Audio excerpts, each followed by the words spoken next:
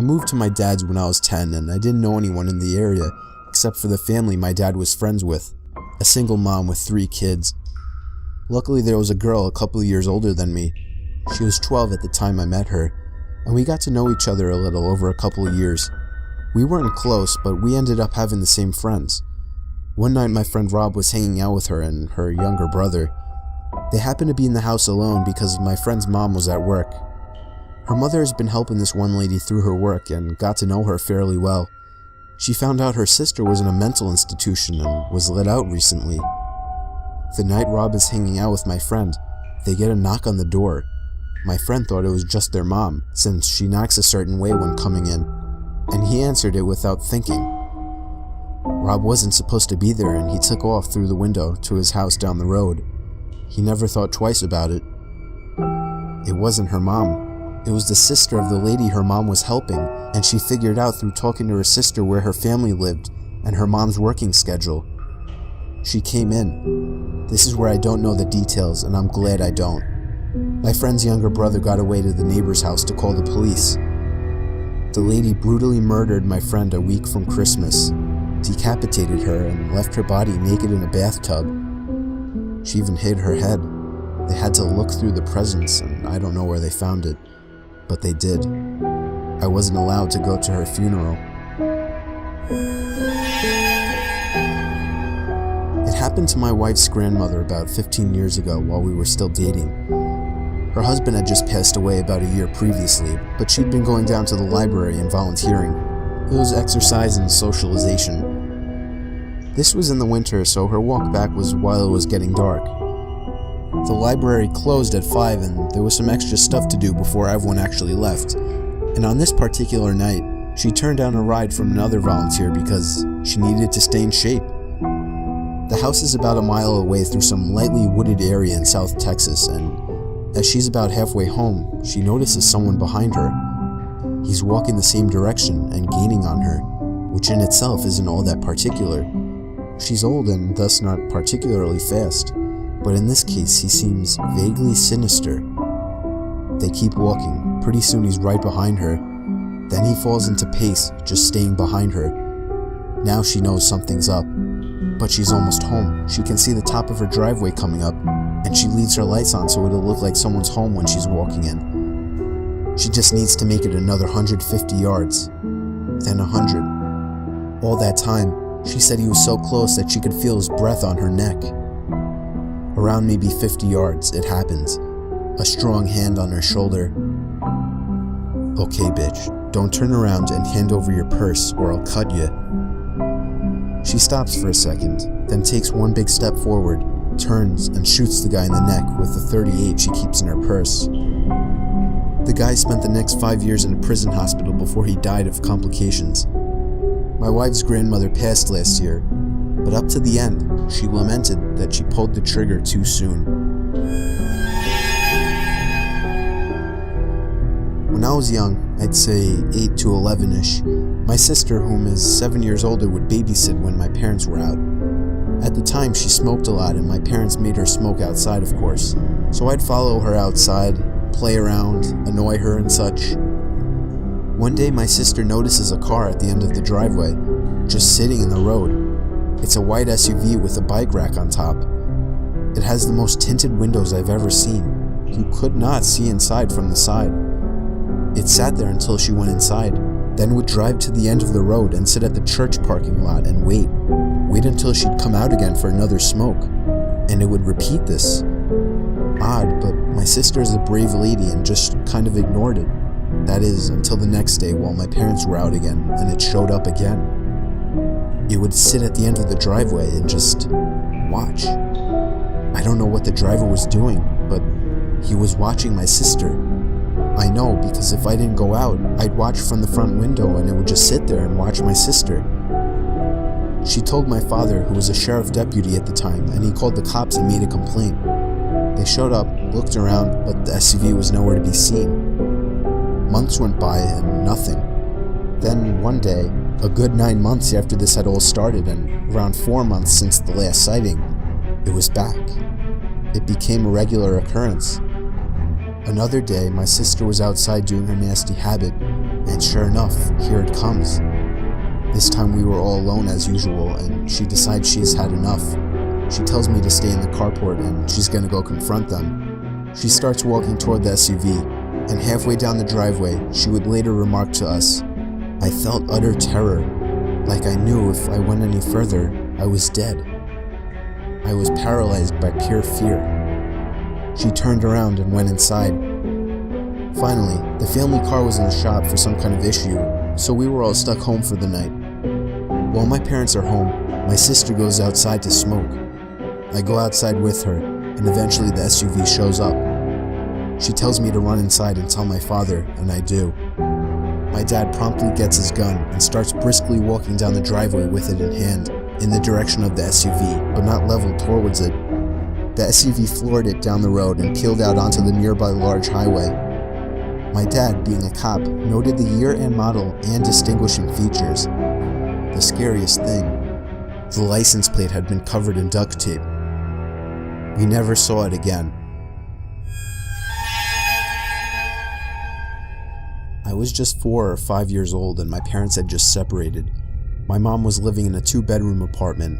I had my own room, but I preferred to sleep in her bed whenever I was staying with her.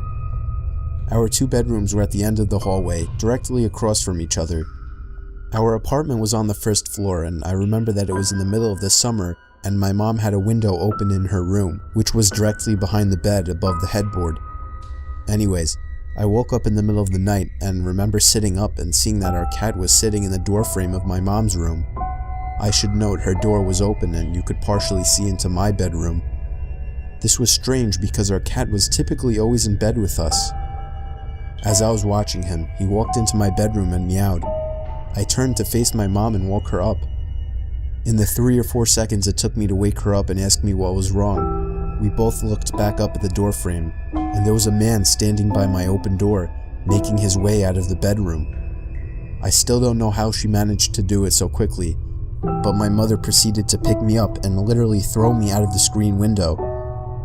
She quickly followed and we were able to start screaming for help and someone called 911.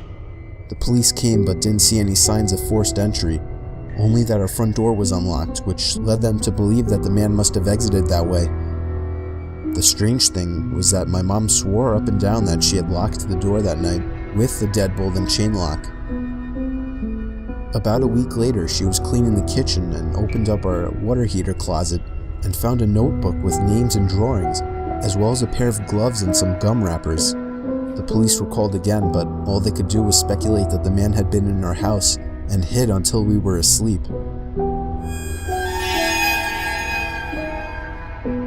One day while doing my laundry, one of the lights blew out in my basement.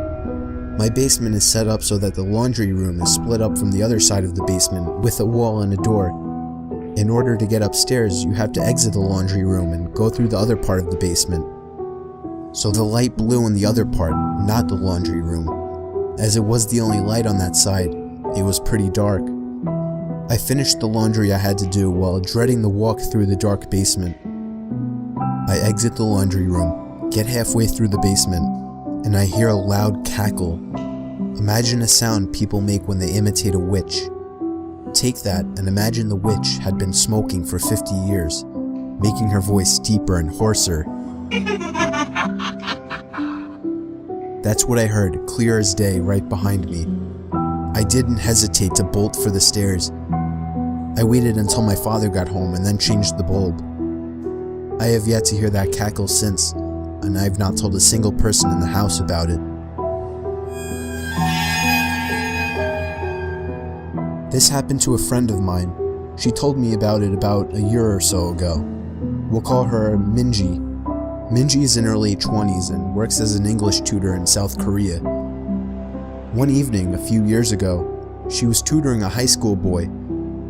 They were up studying pretty late and the buses stopped running. Being a long way from his house, the boy asked if he could crash on her floor overnight and get the first bus in the morning. Minji was very reluctant because inviting a teenage male student to stay the night didn't sound like a great idea, but he was begging her and eventually she relented. They went back into her one-room apartment and she got into the bed while he laid a blanket out on the floor and they both fell asleep. A few hours later, at maybe 2 a.m., the boy wakes Minji up. "I'm really hungry," he says. "Let's go get some food." Minji opens her eyes and looks up at him in disbelief. "Food? Now? It's 2 a.m., go back to bed." But the student insists. "No, I'm so hungry, let's eat something now." She tells him that there's some ramen in the kitchen and he could fix himself some. This doesn't satisfy him. He doesn't want ramen. "There's a 24-hour place just down the road. Let's go there." Eventually, after several minutes of persuasion, the boy gets Minji to come with him to the restaurant. They leave the apartment and head out. As soon as they're on the street, the boy turns to Minji and says, "I'm not hungry. I woke up in the middle of the night and looked under your bed. There's a man sleeping there." They call the police and discover that a homeless man had been living in Minji's apartment, sleeping under the bed for 2 months. The boy only saw him because he was lying on the floor, so he had a clear view under the bed.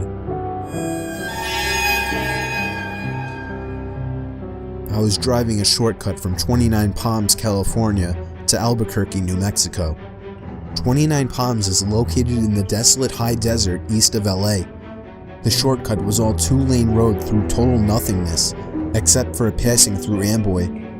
Amboy is a nearly abandoned town nearly as far below sea level as Death Valley. So I was driving by myself in the afternoon and proceeded to drive up into the mountain range between Amboy and I-40. Once I reached the top, I'm driving north through a canyon with high grass on both sides of the road. Up ahead I see some stuff in the middle of the road. As I approach, I slow down to see a red Pontiac Fiero stopped sideways across both lanes.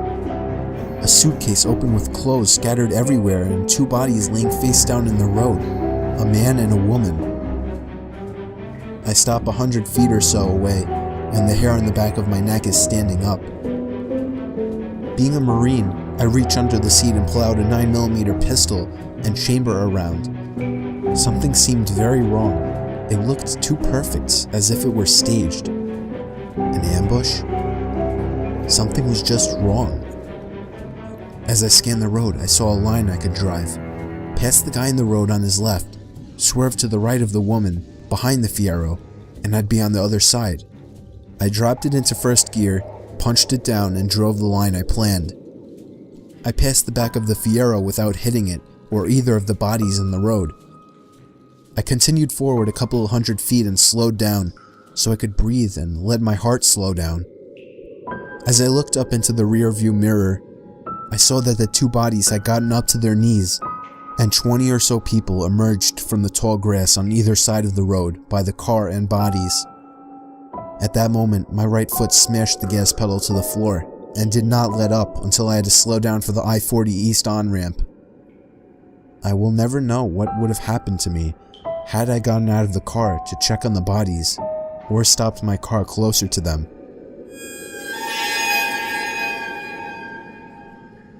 Some friends and I were doing some night fishing on the James River.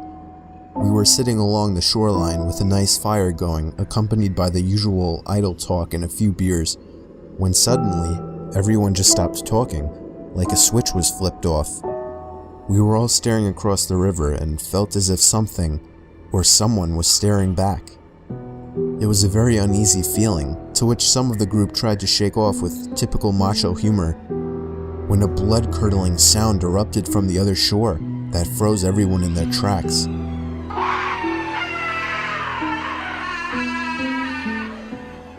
The sound was unlike any other that I had ever heard, and it made every hair on my body vibrate and tingle.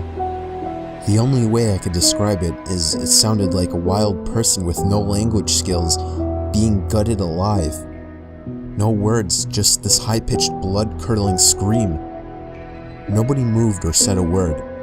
We all just sat there fixed in our stare, when just as suddenly, a second scream was let loose with even more force than the first.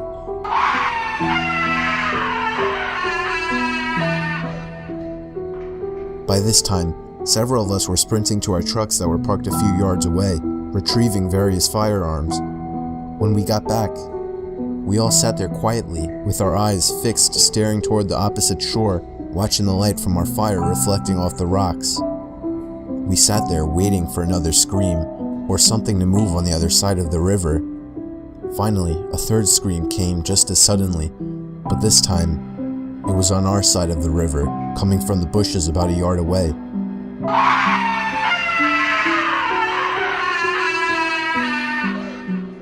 We all hightailed out of there, leaving most of our stuff behind. When we got to our trucks, we heard the scream one more time, just beyond the tree line. We all floored it the hell away from there and never found out what was making the sounds.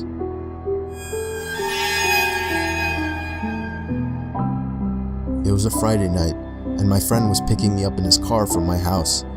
I was in a hurry since we were running late for the hockey game in the city. The whole car ride there, we were having such a good time that I hadn't even noticed that I didn't have my phone. I searched the car seat, the floor, but it wasn't in the car. I was sure that I had just forgotten it. During the hockey game, I couldn't stop worrying that maybe I had dropped my phone somewhere, so I borrowed my friend's phone and ran to the bathroom. I dialed my number and hoped someone at my house would pick up. It took 3 rings before somebody picked up, but they remained silent on the other end. I yelled into the phone that I was just checking if I'd left my phone at home. They didn't answer. I assumed it was my little brother just messing with me, so I hung up. I got home late that night to see that my parents weren't home. I got inside my house and called them to see where they were. They told me that they had gone out to eat and see a concert at the park with my little brother. They said they left soon after I had for the game, and they should be home in around half an hour. So I hung up and proceeded to look for my cell phone. But then I realized, how could somebody in my family have picked up my phone if they hadn't been home? I felt a pain in my stomach as fear swept over. It was at that moment that I heard the back door to my house open and close. I immediately jolted out the front door to the neighbors and called the police. Apparently, the back door was left open and somebody had simply walked into our house. Nothing was stolen, but the scariest thing is the thought that we could have fallen asleep with a stranger in the house. A while back, there was a family that moved in next door to my family. They had a son who was just twisted. He was obsessive over slasher movies and always wanted me to talk about shit that happened during my time serving in Vietnam that no normal person would want to hear. He also loved tormenting stray animals. This guy was a whack job. He was 19 at the time and my daughter was 7, but he always wanted to talk to her. He'd strike up conversation with her when she walked home from school. He would talk over the fence at her when she was playing in the back. But what really set me off was when he called our house looking to speak to her. That was it. I went over and flipped shit at him and his parents, told him to stay the hell away from her and I'd better not ever see him again. That's when things got weird. My daughter was always a little imaginative and paranoid. She would think there were monsters under her bed and whatnot, so when she told me there was something living in her closet and she was too scared to get up and tell us at night, but it wasn't there in the daytime, we blew it off as no big deal. A few weeks went by and one night my wife and daughter were staying at my mother's for a girls' night. So I turned the key on the HBO box and watched me some movies, eventually falling asleep downstairs. At around 2 a.m., I get a call from my neighbor with a creepy son telling me something along the lines of, "We saw that you were up, so we called. Our son is missing. I went by his room to use the bathroom and his door was open, which isn't usual, and there was no sign of him. We need help looking for him." The phone call woke me up though. I wasn't up. So I asked why they thought I was. "Oh, we saw you walking around upstairs and the light is on." My blood ran cold as ice. I'd been passed out on the couch and I know no one turned any lights on. I hung up on them, ran outside to my truck to grab my shotgun, but noticed the sheriff pulling up to my neighbor's house by this point. I booked it over and told him there was someone in my house, and now I could see the lights in my daughter's room were on, and there was a silhouette pacing back and forth. When the deputies went in, they found the neighbor boy there waiting in my daughter's room with a nice little setup in her closet. He said he liked to watch her sleep in the moonlight.